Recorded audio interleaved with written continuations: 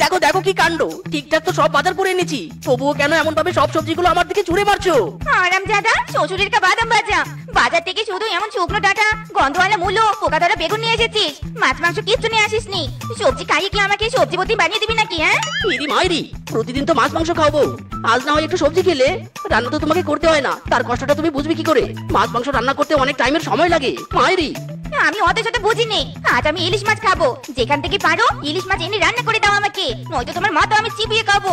ইরি মাইরি রে, কাল লাগিন কিছু আর খাবার পেলি না, সোজা আমার মাথায় ফোকাস। যা ইলিশ মাছ নিয়ে আয়। যাবি নাকি আরো দুটো মূলে তোর মুখে ছুঁড়ে মারবো? ইরি মাইরি, না না যাচ্ছি যাচ্ছি। হাত খেতে ছাগল বন্দি, জলে বন্দি মাছ, বউয়ের কাছে এসো আমি বন্দি, জ্বালায় 12 মাস। কি গো ও আমার মন ভালা না, এই জীবনে বিয়া কইরা সুখ পাইলাম না। কি গো ও আমার মন ভালা না।